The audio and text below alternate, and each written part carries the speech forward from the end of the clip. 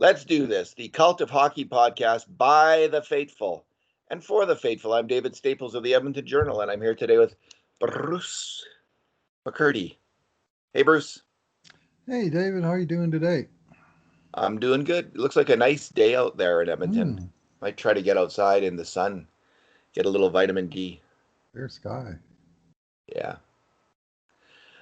So, Bruce, it's the long, dark night of the Oilers' second off-season, back-to-back off-season, is really kicking in now. But we are making a commitment to Cult of Hockey listeners, podcast listeners, and viewers on YouTube that we will be having a podcast at least once a week during this off-season.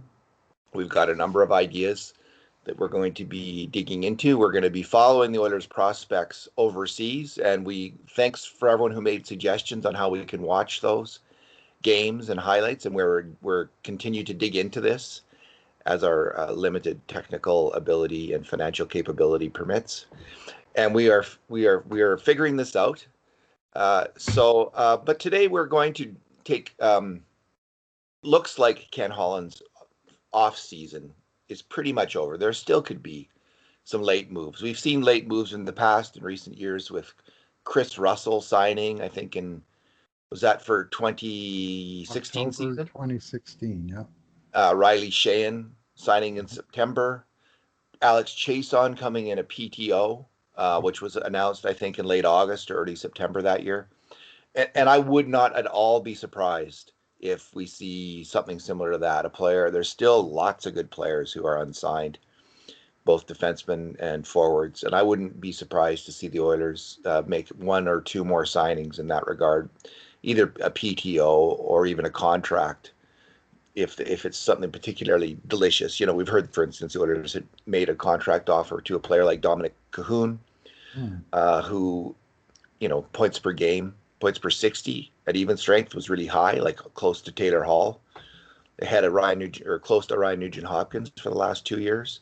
So there could be something like that, and of course we'll be on the lookout for that. But that's obvious. But we are going to right now just take a final kind of major look back at Ken Holland's off season, what other people have said about it, and what we think about it. But we'll start with what everyone's talking about at Edmonton. And that's the sad death of Joey Moss, who's an Edmonton icon and an Oilers icon. I met him once, Bruce, just once. I was interviewing Barry Stafford, who was the famous I remember that Oilers series of interviews. They were really good. The Oilers way, because Barry he knew more about the Oilers way. He knew as much about it as almost anyone. He was right on the inside of those great teams and Canada Cup teams. He had been involved in more championship teams, I think, than anyone in hockey, because he had been the trainer on all these different championship teams and had seen it from the inside. Anyway, I interviewed Barry one day. We were at a coffee shop, and we probably were talking for 2 or 3 hours. And he brought Joey, and it was fascinating. Joey, he sat there, and Joey did not say a word the entire time. He was just completely content, sat there peacefully and listened. And it was interesting to see him up close, and it really, I would say, inscrutable. Like I don't know what was going on inside him, or anything other than that. It was just interesting. I don't have a lot of experience personally being around someone with Down syndrome. Don't know anyone personally in my life that has Down syndrome, but so it was interesting to be around him. Barry just loved the guy, and he's a very well-loved figure in Edmonton. And the only other thing, the biggest impression I have, him singing that national anthem during the games it's such a moving thing to see someone so into it. And in the end, I think it's so moving that our society has made these great strides, and including people with Down syndrome finding meaningful work for them and a meaningful life. And that's what Joey had.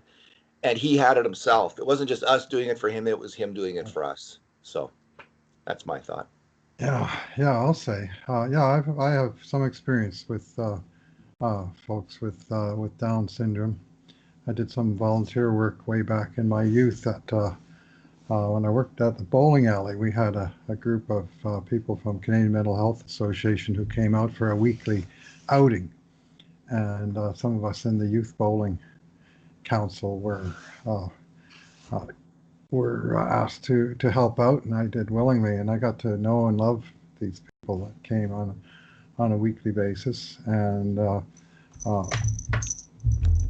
my wife taught at Glenrose School Hospital and had lots of experience with uh, kids with disabilities of different types. And of course, Down syndrome is one of the well-known, relatively common ones. And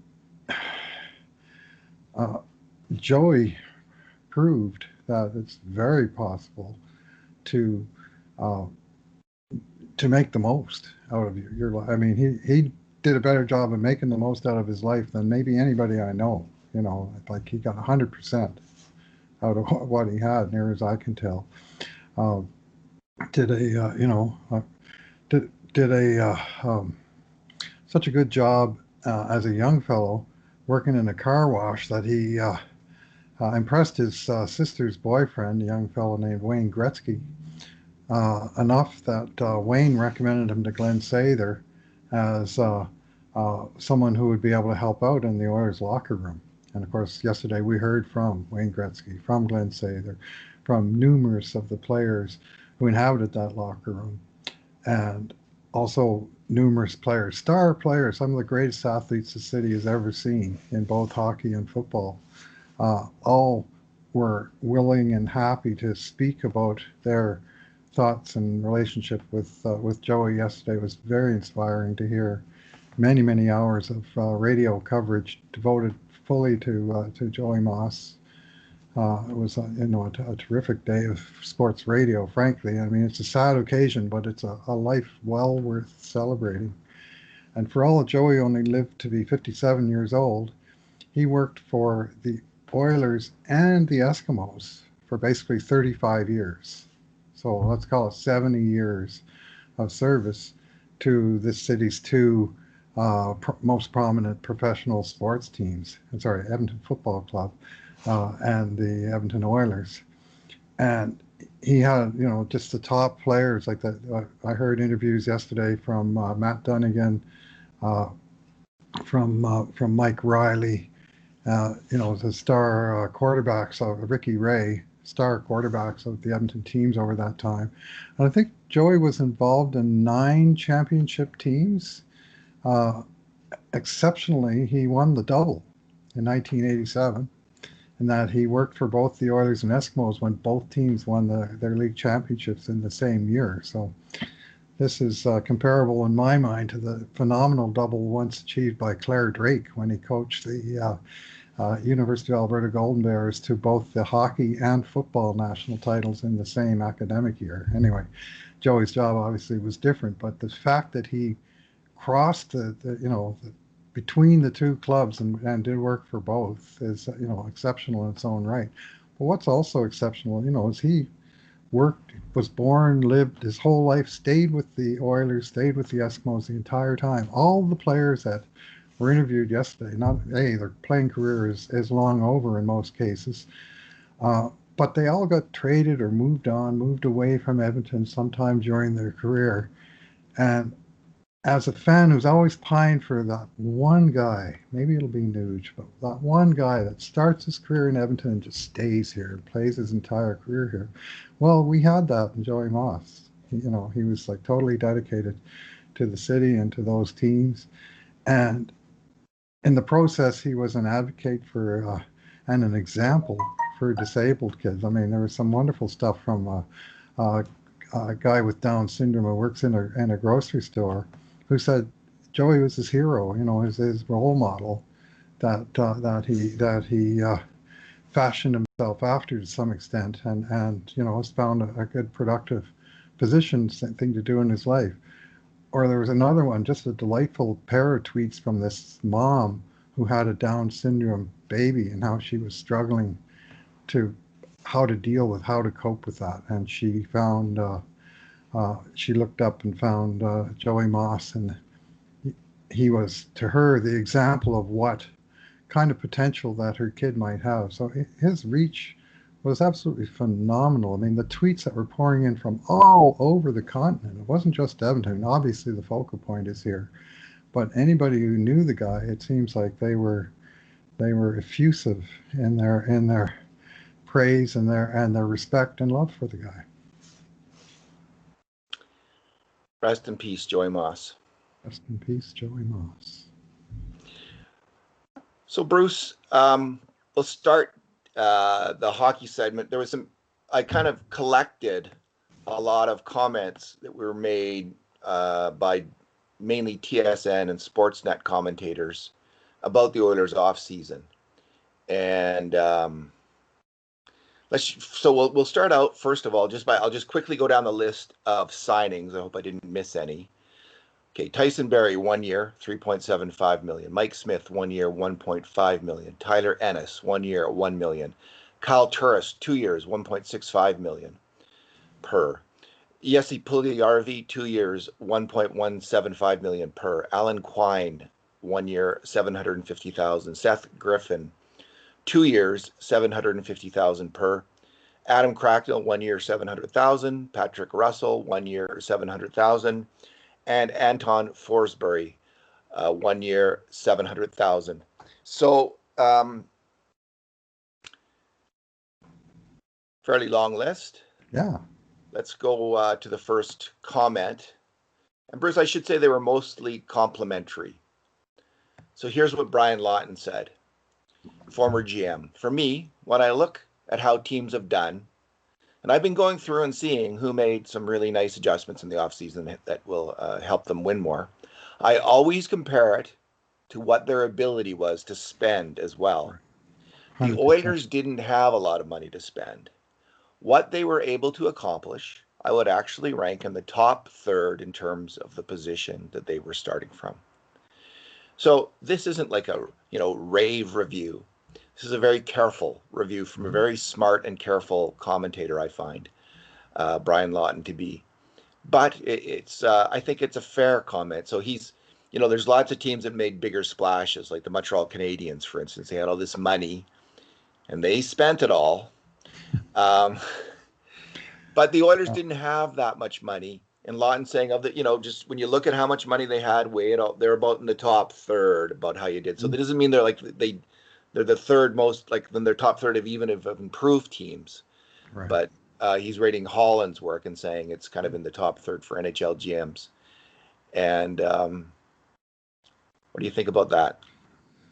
Well, the day before free agency opened, I wrote a post about what their needs were and I estimated they had $8 million AAV for 2021 to spend, and that they needed to find a left winger, a center, a right defenseman, and a goalie.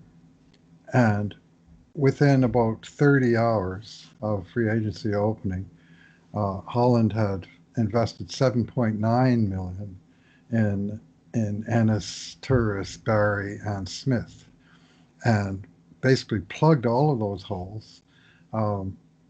And decent value in terms of a couple of those guys took pay cuts. Ennis got a raise, but not a huge raise based on the good season that he had. And of course, you can add Puljujarvi to that list, who sort of came from a different pile, but that he was brought back into the fold. And generally speaking, the contracts were good value. And I mean, I think you could probably look at a few other teams. If you looked in detail, you'd say, yeah, well, they, same thing, limited budget, and the players that were signed were kind of in a difficult negotiating spot because the dollars were so limited around the league. But I think Holland did pretty well in that department in terms of getting value for the $8 million that he had at his disposal. And then of the depth guys, the key to me is Anton Forsberg, and the fact that they got a legitimate number 3 goalie who's got NHL experience, who's been nibbling around the edges for years and has been consistently excellent at the AHL level. So he solves one problem at least, and possibly another one if it turns out that he's needed to play in the NHL. At least they got a legitimate alternative. I like that Keith Gretzky was snooping around the AHL all last year as his primary job. And Mm-hmm. I have a sense, Bruce, that some of these signings that he's made, including Forsberg or Forsberry and Quine, might turn out to be pretty damn good signings. I mean, Quine is an outstanding scorer. He's not like a 1 point a game guy at the AHL level. He's like a 1.2 point per game guy at the AHL level. And also they signed Ryan Stanton, I think. Is that his name, Stanton? At Mm-hmm. To an the AHL deal. AHL Yeah. deal. Hell of a defenseman at the AHL level. That will really help that team. But listen, I think there's almost as good a chance that Forsberg will help the Oilers next year as Smith. Like, I don't know how Smith's going to do, and I think he's a bit injury prone. He'd easily go out. But Forsberg's as good a bet, I think, at this point in his career as Mike Smith, honestly, to be a decent NHL goalie. And I like that the Oilers have made two bets, essentially. Smith doesn't work out. Hey, we've got this other guy. And they really do this year. Now, they had that going into last year with Starrett. Starrett was injured, of course. But I think Forsberg's a little bit better bet in that he's played more NHL games than More than Shane zero. Starrett Yeah. ever did. He had made that jump. Shane Starrett had been fantastic He in was the promising, AHL but in there was 2018-19. zero track record in the NHL. Yeah. So, yeah, I like that. I like that signing. Here's Brian Burke, former GM as well, talking on Oilers Now to Bob Stauffer. And he says, I use the MacGyver analogy. I used to watch MacGyver. He always found a solution. When you've got a cap issues, there's two courses of action you can follow. You can do nothing, or you can use a little bit of chicken wire and chewing gum and cobble together a solution. And that's what Kenny has done. He used small chips, short-term deals, small deals. I love Turris coming in the 3-hole. He's taken the small amount of cap room he had and maximized it. Let's go on to Adam Gretz. Adam Gretz for NBC Sports. I always have a little chuckle when I read his name. Oh, me too. Adam Gretz is one of the many kind of, I don't know where he's based, but he's often pretty critical of the Oilers. There's a number of writers out there, Wyshynski, Ryan Lambert, some guys in Toronto who love to take runs at the Oilers. And Adam's a little bit in that category. So let's see what he had to say. He said, letting Andreas Athanasiou walk after giving up 2 second-round picks for him at the trade deadline makes the trade look quite dubious in hindsight. Not making any change to the goalie situation is also a significant risk, especially given how deep the free agent and trade market was this offseason. But overall, the offseason has been solid when it comes to the outside additions. Chris Russell is a flawed player, but a $1.25 million extension isn't terrible. And while I do not think this could ever be the determining factor in signing someone, it has often been used as a weak defense of a signing. It does give them another defender to leave exposed in next year's expansion draft. Beyond that, the additions of Kyle Turris and Barry were very smart, low-risk additions. It is still a very top-heavy roster, but they have made some smart moves while avoiding the type of crippling mistakes that defined so many of their previous off-seasons. That is progress. And Bruce, I have to go answer the door. I'm going to let you talk about what Burke and Gretz said. Okay, well, some people identified the 3C position as being the Oilers' biggest area of need, and in acquiring Kyle Turris at sort of a discount rate. I mean, Nashville bought him out just 2 years into a 6-year, $6 million contract, the type of crippling contract that the Oilers needed to avoid at all costs, and really they didn't have the cap room to even be able to do it. But he does check some boxes in terms of being a right shot center, an offensive center that can maybe push a little bit of goal production from the bottom six, and a little bit of versatility that he's built up over his career. The other area of need was for a puck-moving defenseman on the back end, specifically, ideally, a right shot puck-moving defenseman. And to land Tyson Barrie on a 1-year deal, show-me deal, it doesn't have long-term implications, at just 3.75 million, which is not nothing, but it's a significant reduction. I think he was 5.5 million on his previous contract, so he took a haircut. Turris took a big haircut.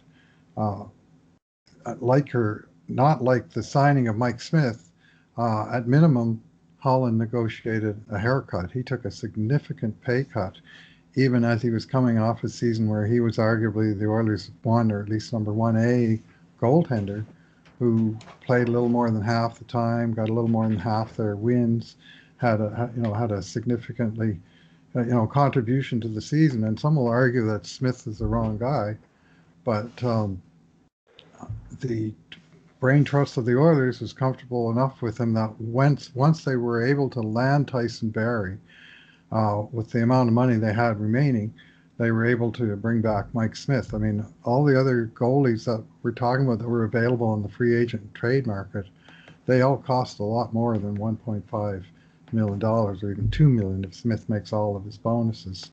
I mean, guys like Thomas Greiss and Corey Crawford and so on were making more like double or more what Mike Smith is going to make, and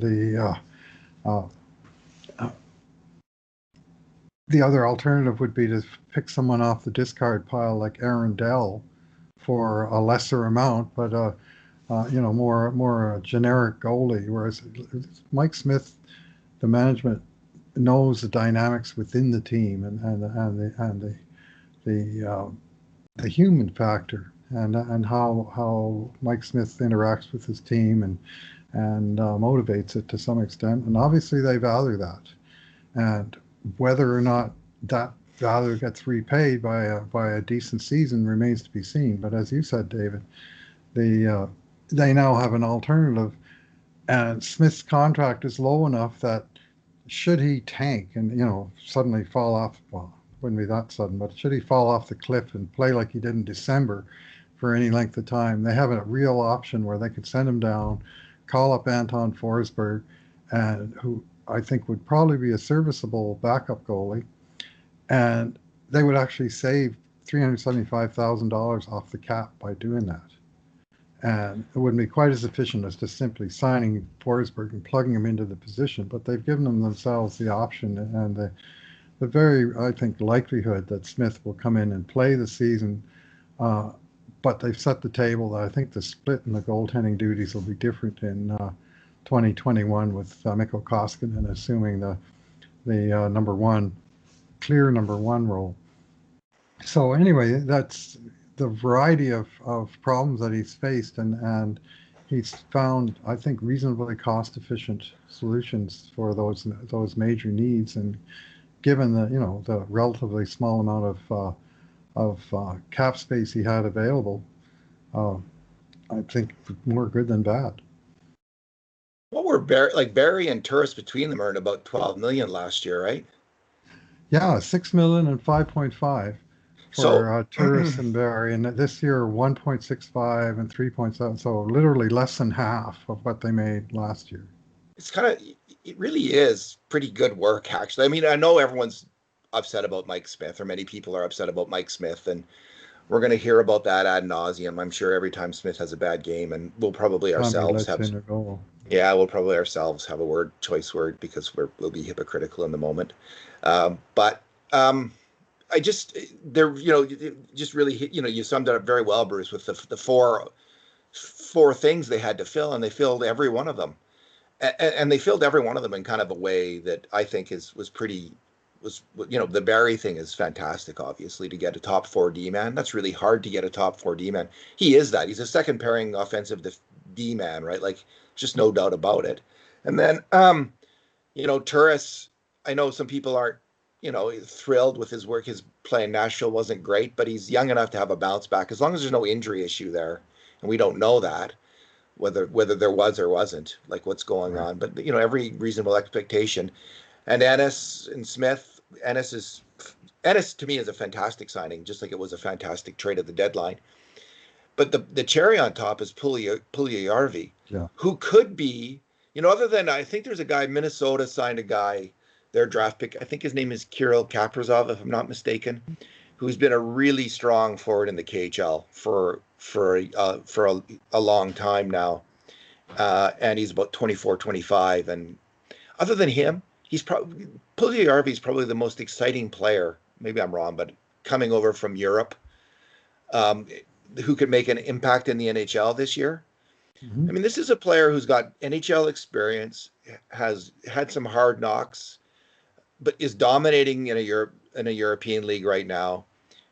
A bit more wisdom, a bit more knowledge. I just think what that is just that move on top of those other four kind of puts Holland at you could bump him up to the like from a B minus, B plus to an A minus or an A because of the Puljujärvi deal. I mean, I think the rest of the work is pretty very solid. But so let's go with the one dissenting note.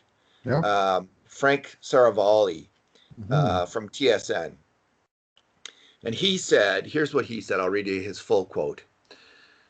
The number that stood out to me was the .869 save percentage for those goalies, Mike Smith and Mikko Koskinen, had in that short playoff run. That's unacceptable. That's the reason why they lost to the Blackhawks and nothing else. It didn't have to do with the production from Connor McDavid or Leon Draisaitl or leadership or anything else related to that. It simply came down to goaltending.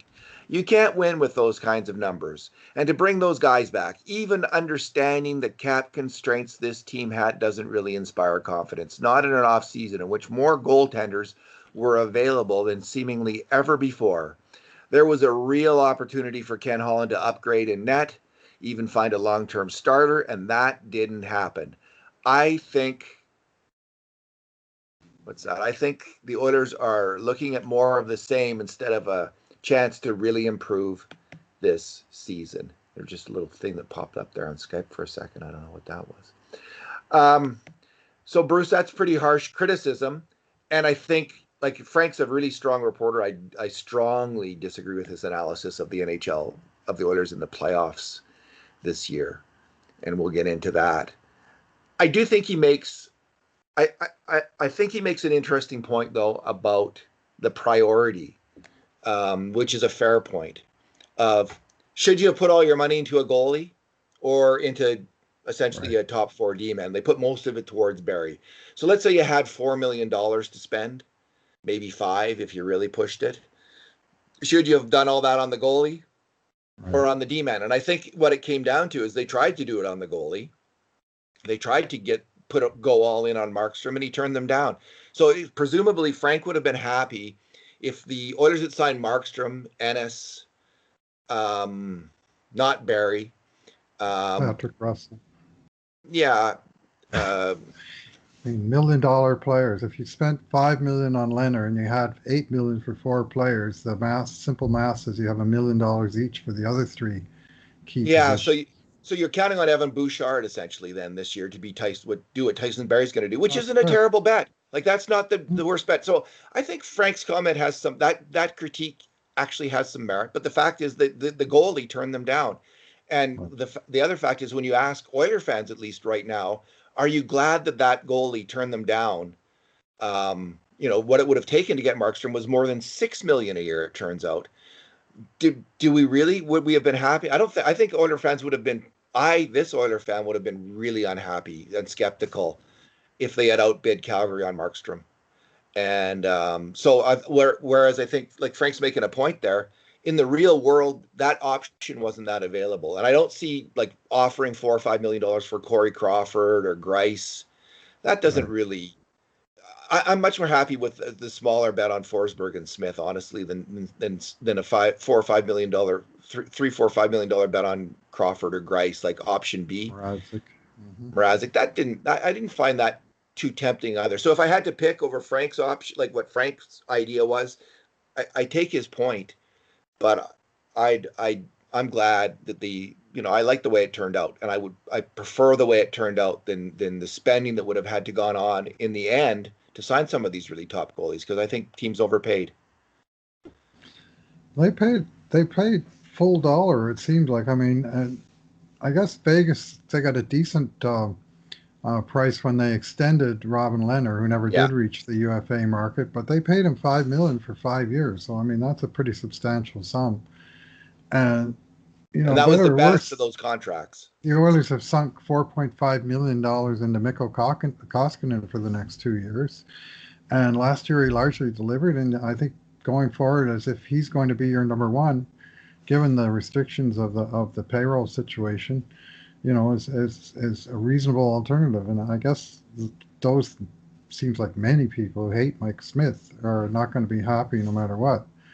But overall, I mean, Smith had uh, he didn't have the worst negotiating position, and as I mentioned, he took a significant. Well, I hate to say haircut and Mike Smith in the same sentence, but he took a significant cut in pay to return and to come back and presumably at least challenge again for the number one position.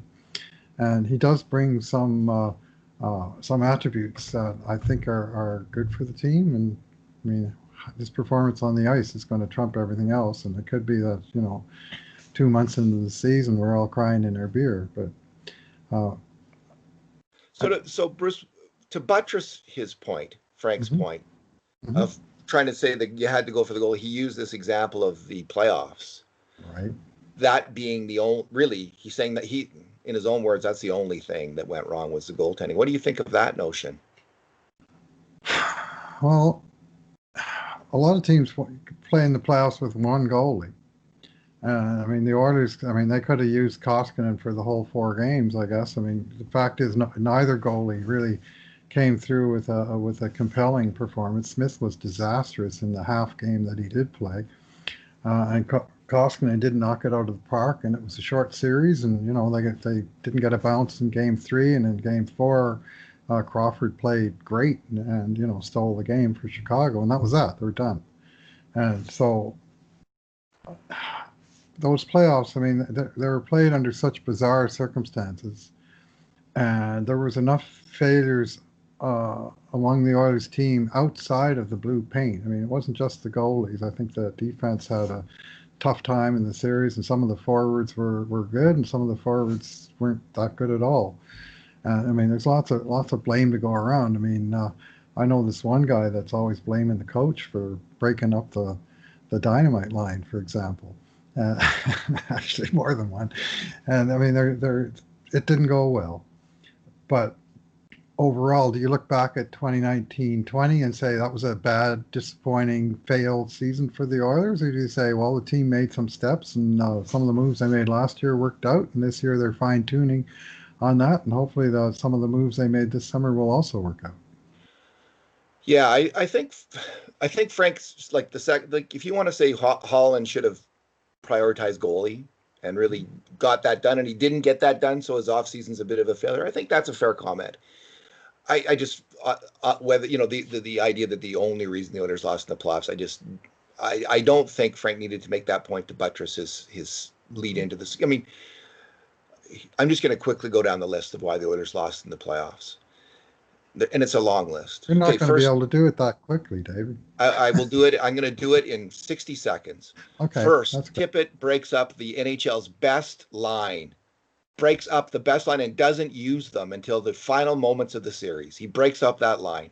He starts Mike Smith over Mika Koskinen net in the first game, even though Koskinen's the better goalie.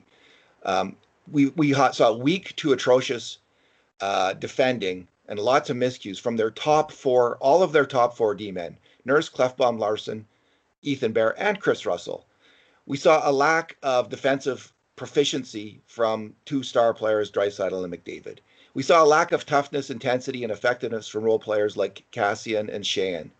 The Oilers goaltenders were definitely outplayed in the first and the fourth games by Chicago's Corey Crawford.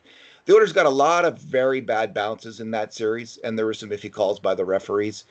And finally, just as like the Oilers have a problem, which Alan May pointed out, in terms of their defenseman's ability to move the puck, get the puck out of there, get the puck out of their zones quickly, and that was exposed in that series by the Blackhawks. So those are the reasons that the Oilers lost in the playoffs, and I think it's not a single variant, it's a multivariant, and all of them contributed to some extent. Yeah. Yeah, well, I mean, if you want to blame the goalie for, point shot getting through and being tipped by a guy who's completely uncovered right in front of the net, go ahead. If you want to blame the goalie for a point shot that's uncovered that deflects in off of your own player right in front of the net, go ahead. But there's more to those goals against than just the goaltending. I'm sorry. I Or the mean, maybe wraparound on Koskinen in Game 4 that Chris Russell put in off his stick. I mean, those were three. Like, there's I don't know how many were tipped in by Oilers defensemen and Chicago players, but it's three off of Chris Russell, and yeah. many people identified him as the best Oilers defenseman in the series. And he offered nothing offensively. Like, Chris Russell was good, had his moments when he wasn't tipping the puck in his net. He was strong defensively, but he was a weak puck mover, Bruce, and that lack of puck moving from him and Larson and Benning really came out. And Clefbaum wasn't moving the puck well. That was a real problem the whole series, and they needed to address that. And I think they have. They'll have Caleb Jones and they'll have Barry in the lineup next year, and they might even have Evan Bouchard as the year goes along, and they might even have Broberg as the year goes along. So we'll see how that goes. Let's since I mentioned Broberg, Bruce, let's just finish up with Keith Gretzky was interviewed on Oilers Now, and he talked about Broberg he was asked about Broberg at the Oilers play-in camp in July and how he impressed everyone. And as you'll recall, based on the play-in, which fans couldn't see when they weren't allowed in the building, but reporters were, and Mark Spector suddenly was saying Broberg's the Oilers' best prospect, and that upset a lot of people at the time. It seems though that is what Oilers management now is thinking. Like that's the strong sense I'm getting. Like they like Bouchard, but they really like Broberg. And we're starting to see clips of Broberg from the Swedish league that are knocking everybody's socks off. So that position doesn't seem so controversial anymore. And here's what Keith Gretzky said about Broberg at the Oilers camp. He's an offensive guy that can skate. His skating is off the charts. He's a little bit fearless. He's confident. I don't want to say it's a cockiness thing to him, but he's confident with the puck. He knows what his strengths are, and it's his skating. Bruce, and what we've seen in the clips from the Swedish league, frankly, and this is way off the charts in terms of like where he might end up, but he looks like a young Paul Coffey the way he's moving the puck. He's just flying up the ice with incredible amount of power. And then Darnell Nurse is also really good at this, flying up the ice with the puck. But then Broberg's making a nice play at the end of it often, like he's taking the puck to the net or he's making a pass. And so I'm not saying, obviously Paul Coffey's a Hall of Fame player, one of the greatest rushing defensemen. He and Bobby are the two greatest rushing defensemen who ever played. Obviously, I'm not saying that Broberg's in that category. It's just like when I saw it, that's what flashed in my head. So that's all I'm saying. It's just reminiscent of a Paul Coffey rush, is what I'm saying. But that's what it reminded me of. If you asked if he was the best potential puck rusher the Oilers have had since Paul Coffey, then that's a legitimate question. I don't want to put the Paul Coffey burden on the young fellow, but I can tell you what, he can skate, and right from the very first game of the Hlinka Gretzky tournament that was held in Edmonton in 2018, when I saw Sweden take out Slovakia, and he was outstanding in that game, and two other games that I saw against Canada in that tournament, very noticeable just for his sheer athleticism. Like he's kind of all over the place, and you never know where he's going to turn up. Right, he might be left defense, or he might be on right wing, or but he's just one of these. I call them shinny players, guys that just sort of dominate in the area that they happen to be at the time. And he's going to have to learn some more discipline in his game. But I mean, this is what happens with 19-year-old defensemen. They're going to take some work. His showing early in the Swedish league season has been very, very promising. I have noticed in the last couple of games a downtick in his ice time. He was getting over 20 minutes a game for a number of games in a row. And then he had a couple games down around 16 minutes. And then his last game he was on for 3 goals against. So, we're going to see how steady can he keep up that early play, or is this sort of a, a, a an energy burst followed by some downtime? So hopefully he can turn around this last couple of games pretty quick.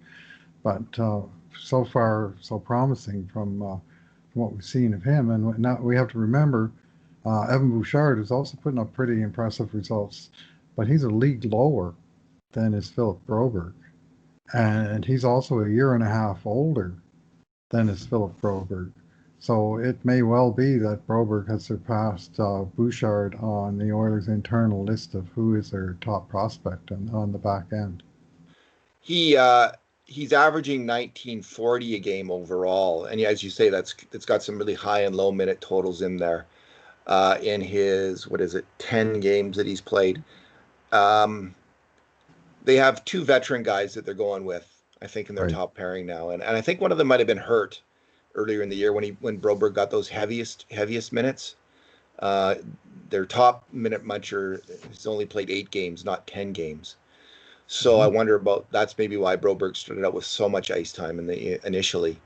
But he does seem to be pretty firmly ensconced in the top 4 this year. Hopefully he'll stay there and get about 18, 19 minutes a game. That would be fantastic, because he got about 14, 15 last year. So if he can step up and get the next level of ice time. Dimitri Samarukov is also getting a lot of ice time and playing well. He's played 19 games, Bruce, and he's been on the ice for 17 even strength goals for and just 4 against. Now that's on a very good team, and that kind of on ice stat can be misleading. Often it is. That's still pretty encouraging, and he's got 7 points. He's also getting second pairing minutes on his team. Although in the last 5 games he was the on ice leader in 4 out of the 5 games. Bob Stauffer was saying so. Samarukov had a spectacular major junior season in 2018-19, and then last year he struggled in Bakersfield. Now some people have said on Twitter that he didn't get choice minutes. He wanted to play on the right side, and the Oilers wanted to play on the left side. This is from Joseph at Joseph JK, who's a pretty sharp observer. He was saying Samarukov didn't get exactly the treatment he would have liked, but that's hockey too. You got to roll with the punches and make the most of it. And Ethan Bear and Caleb Jones both had inauspicious rookie seasons in the AHL. So it's a tough league to play in the AHL, and it's fantastic to see Samarukov take off. And Low Tide, I think, was recently wrote at The Athletic that it's time to think of the Oilers having 3 top defensive prospects. With the play of Samarukov in the KHL, it's time to think that way. That's a completely fair comment. Based on the entirety of Samarukov's career, the Oilers are really loaded. It's thrilling, honestly, to have Jones and Bear breaking in at the NHL level right now. Coupled with some pretty decent veteran players in Nurse, Barry, Larson, Clefbaum if he's healthy, Russell. So they've already got Jones and Bear breaking in, and then to have these 3 guys.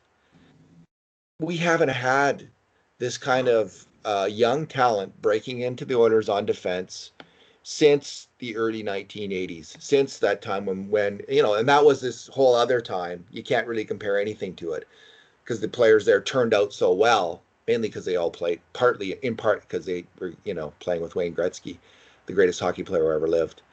But this is, they had Huddy then, they had obviously Coffey and Kevin Lowe. They had some pretty good young players then breaking in. Riso Siltman, who didn't pan out for the Oilers. But this is an extremely talented group, so I'm hyped. I'm hyping and I'm hyped. Well, Riso Siltman, he did pan out, but just he didn't stay here very long, right? He didn't pan out in Edmonton, but in the NHL he did. He had a 60-point season here. Yeah, that's true. He's one of 2 defensemen in the history of the Edmonton Oilers with a 60-point season. The other one being Paul Coffey, who did it something like 6 times and topped out at 138. But Riso had seasons of 63 and 53, I think it was, points, and then he got traded for Ken Linseman. Like, that was a fairly high-profile trade, and Ken Linsman helped the Oilers, and he got traded for Mike Krushelnyski, who helped the Oilers. Like these, these were. It's not like they spit the bit and coughed the guy up for no return. They got good return for him, and he was a good player, and he stayed a good player in Hartford after that trade, Riso Siltman. But you're right, they had four good young defensemen. Ultimately, Charlie Huddy got the job that Riso Siltman maybe had been angling for, and Lowe and Coffey obviously were completely solid on the left side. And I mean, the Oilers could only hope that they're anywhere close to having three D men of that quality. But the fact is, they do have three real good young D. And I mean, Samarukov at age 21, as of now, well into the season, basically 20 games into the season, top plus defenseman in the KHL. And I mean, obviously part of that is teammates, and so on. But 4 goals against. I mean, it's pretty obvious that he's not getting caved. Let's put it that way. Like plus minus doesn't tell us everything, but it sure gives a general indication of a guy that's out of his depth. Clearly, he's not, as essentially a rookie in the KHL, which is a step up from the AHL and a significant one. And behind the top prospects, the Oilers have a bunch of defensemen like Philip Berglund, Mike Kesselring, Phil Kemp, William Lagesson. In other eras of the Oilers, like the Lagesson, Kemp, they would be like the top prospects for the Oilers. Like you wouldn't have those very elite prospects for the Oilers. Like that would be the best group. But that's a pretty good second group of defensemen. Like in terms of finding some bottom pairing guys, some bottom pairing defensemen who are going to be solid depth defensemen, and they're going to need them because they're not going to be able to afford everybody. And this is going to be painful in years to come. They're not going to be able to afford everybody, which is why I'm so glad they didn't sign Markstrom, because I think that would have been this, that really would have impacted their ability to keep some of these players. But they're going to be able to plug in a lot of holes, Bruce. I think they've got a lot of depth there, and it's a real important step for this organization in terms of competing in the NHL, which they haven't done for so long. Well, this is where signing the short-term contracts is a good thing. If they had signed Markstrom, that would have closed the door for any other goalie to make the team for the foreseeable future, at least 2 years. And by signing Tyson Barrie for 1 year, not 7 years, Evan Bouchard has his road blocked for now, but that's a temporary thing. For in a year's time, that might change. Barrie might price himself out. He might, not work out or whatever. But Bouchard potentially has a fresh slate in a year's time. They might say, "Oh, we got the guy we want, and he's right within our organization on an entry-level contract. So we don't need you anymore, Tyson Barrie. Thanks for your service." There's lots of different ways it can turn out, but what it doesn't do is plug up the depth chart and the payroll with long-term commitments. We got enough of those Oilers that are still paying for from the past. Guys that are here, guys that are no longer here, guys that are bought out or salary retention or so on. The dead cap space. I mean, they have to avoid that, and I think that's going back to our original topic. That was the one upshot of what Ken Holland did this summer is everything 1 or 2 years, everything. Yeah, the only thing that wasn't that was the Markstrom deal that he reportedly offered, and so I just hope that the Oilers are leery about these big long-term deals. Like there was very few handed out this summer. Mm-hmm. I'd like to see Nuge, for instance, on a 5-year deal, and that's what I would prefer. And this is the NHL that they're living in now. Holland should. I hope he recognizes that. I hope everybody does, and the Oilers don't go all in on players on these really long deals like they did with Lucic. And just to go back to the contracts that Holland signed, I mean, we talked about the offseason ones. How about the one he signed on January 15th? Caleb Jones, 2 years, $850,000 average annual value. Now that has a huge potential of being a value contract as early as right away, as soon as they start playing at that price. To have a player that promising who he made the NHL last year, and I think it's pretty clear he's on the team. if he plays third pairing minutes, that's a good contract. If he is in fact capable of stepping into the top four, and he's certainly going to get the chance to do that, I think, with Clefbaum's absence.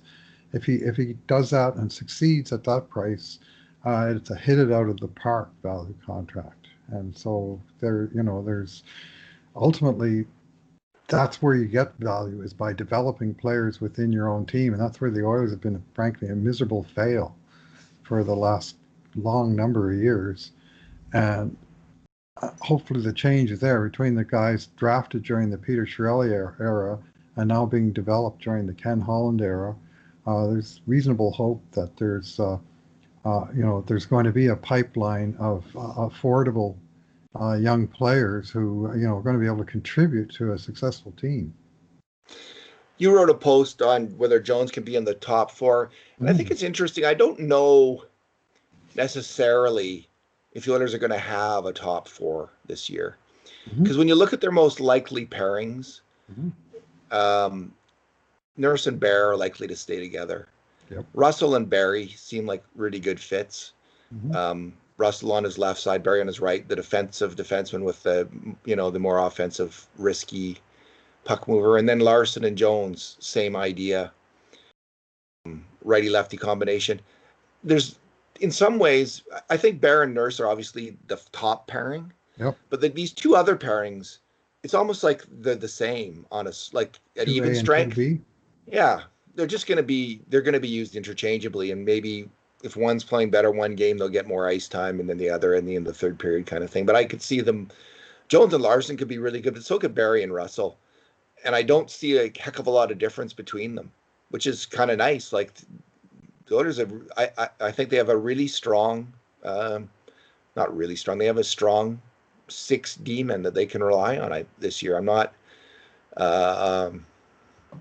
not worried about that heading into the season. And then with Bouchard and Broberg in the wings and Lagesson, if things go wrong and they need an injection of talent, there's an injury or two even in training camp, just gets kind of exciting then in a way. Like, I don't want to be excited by someone getting injured and not being able to play, but if you're filling in with Bouchard or Broberg, that's kind of encouraging that you have that kind of depth. Well, last year's injury to Adam Larson in the first period of Game 1 actually opened the door for Ethan Bear.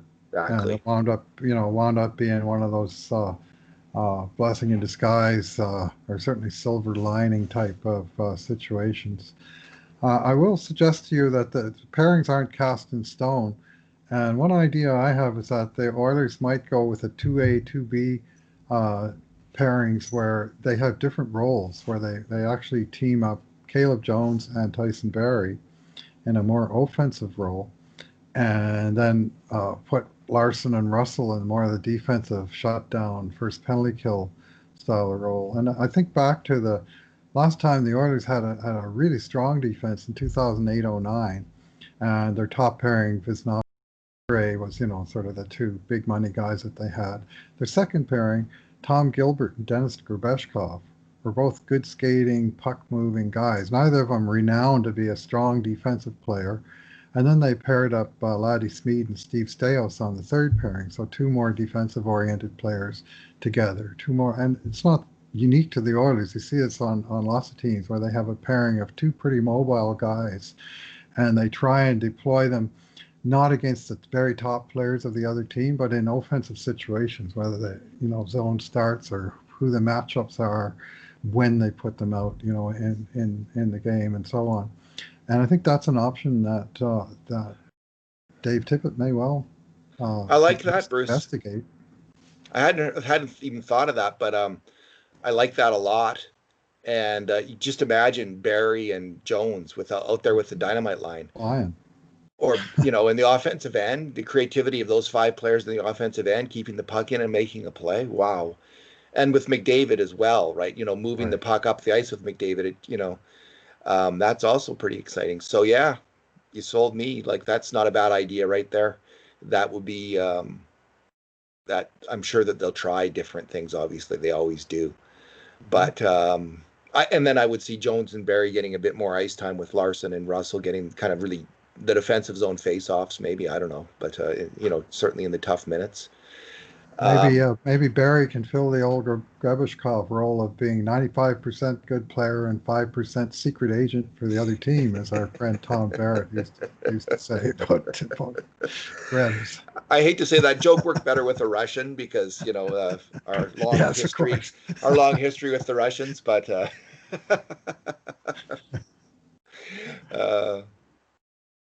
yeah, Denis Grebishkov. Boy, Mhm. his career crashed fast. He must have got hurt. Eh? Must like that's Yeah, he usually what did. it is. He Yeah. did. Yeah, he took a wicked shot to the Matt Hendricks area that wound up. If I'm not mistaken, is he the guy who lost a testicle? Anyway, it was a real tough one, and I'm not sure he bounced back real strong after that. Just injury is such a factor, eh? Just Yeah. and we see this with Clefbaum now. Like Yeah. a month and a half ago, everyone was saying that's one of the best contracts in the NHL, and you sign this, and then now it's like, oh my, poor guy. Yeah. It's not just. It just seems like not just a hockey issue with Clefbaum, but his whole life ahead of him. Facing chronic injury in his shoulder, and this Mhm. is reality though for lots of hockey players. Oh, sure. It's a tough Lots, game. Yeah. lots of young players. They look like $1 million. I remember a young D man named Doug Lynch, and he looked like just a can't miss prospect, but played for Red Deer Rebels, and they wound up trading him as part of the package that brought Chris Pronger here. Yeah.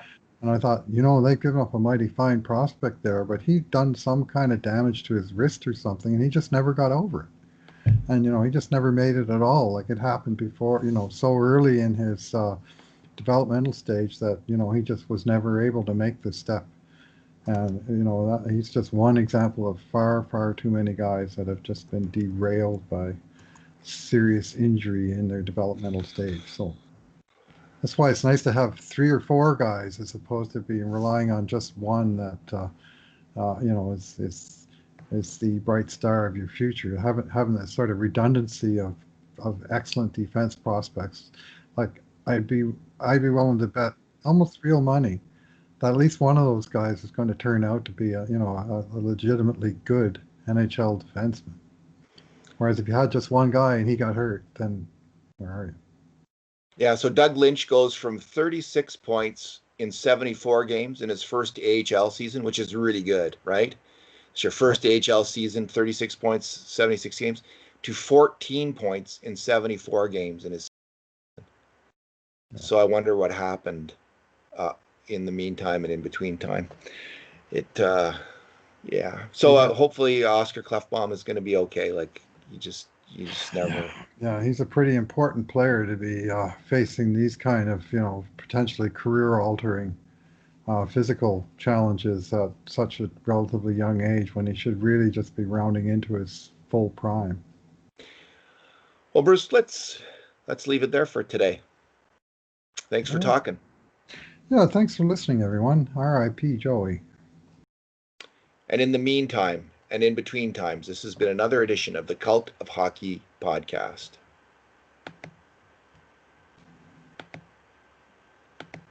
Oh, just having a little trouble shutting this down. Here we go.